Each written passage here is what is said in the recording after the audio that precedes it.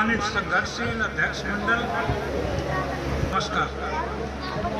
बाबा साहब अम्बेडकर की गिनती दुनिया के 3-4 बड़े जो चिंतक हैं उनमें होती है। जैसे समाज का विकास कैसे हुआ, शोषण कैसे होता है और शोषण का इलाज क्या है, इसके लिए मार्क्स ने काम किया। 10 कैपिटल किताब लिखी।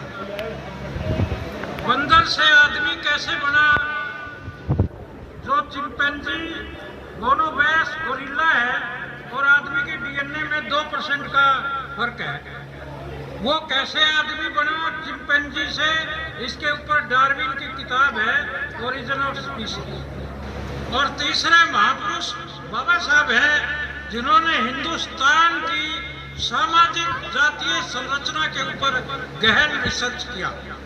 तो मैं बाबा साहब को दुनिया के बड़े चिंतक और समाज सुधारकों में मानता हूँ। उनकी जो किताबें हैं, who were Shudras, annihilation of caste, और उनकी डिग्रियों की तो बात ही क्या है। मतलब हिंदुस्तान के फ्रीडम स्ट्रगल में कोई भी राजनीतिज्ञ इतना पढ़ा लिखा नहीं था जितने बाबा साहब भीमराव अंबेडकर थे।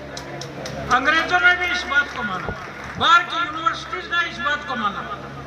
और जो सबसे बड़ी बात है, मैं भी भगत सिंह के ऊपर और बाबा साहब पर लिखता रहा हूँ। 2 साल पहले मेरा लेख था बाबा साहब पर। एक घटना है कि लाहौर के अंदर संत राम बीए, जो होशियारपुर से थे, लेखक थे, अंग्रेजों के टाइम के, उन्होंने बाबा साहब को निमंत्रण दिया कि आप हमारे यहाँ भाषण देने आए और जाति व्यवस्था पर। बाबा साहब ने कहा ठीक है।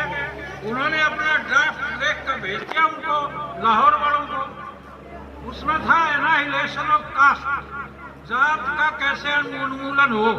वो ड्राफ्ट पढ़ के कमेटी वालों ने कहा बाबा साहब को कि डॉक्टर साहब आप इसमें कुछ परिवर्तन कर दो, क्योंकि उसमें आर्य समाजी थे भी, दूसरे भी थे, कई लोग नाराज हो गए। बोला तो बाबा अम्बेडकर ने कहा, भीमराव अम्बेडकर ने, कि यह संभव नहीं है। संत राम बीए ने बाद में उस लेख को प्रकाशित किया और मैंने संत राम बीए की जो पत्रिका थी विश्व ज्योति, उसके, क्योंकि वो 100 साल होके गुजरे थे संत राम बीए और बाबा साहब के टाइम के समकालीन थे, तो मैंने लेख लिखा। वो लेख मेरा प्रकाशित किया, क्योंकि हिसार में आत्माराम चटर्जी लाइब्रेरी होती थी, वहाँ आत्माराम चटर्जी जिंदा थे, उनके साथ हिसार के और हरियाणा के बड़े बड़े ट्रेड यूनियन के लोग, समाज सुधारक मिलते जुलते रहते थे। मैं भी एक छोटा सा बच्चा था, 10वीं में आत्माराम चटर्जी जी के पास बैठ सकता था। तो वहाँ से मैंने संत राम बीए की वो पत्रिका पढ़ी। बाद में पढ़ते पढ़ते पता चला कि संत राम बीए बाबा साहब के भी फॉलोअर थे।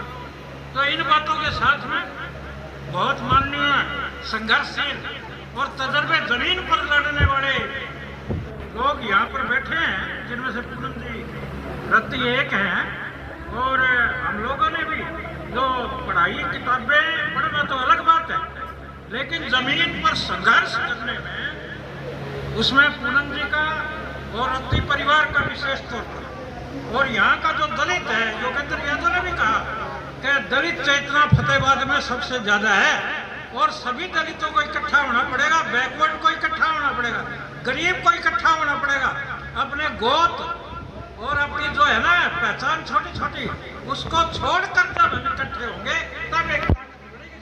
धन्यवाद। बाबा साहब को नमस्कार।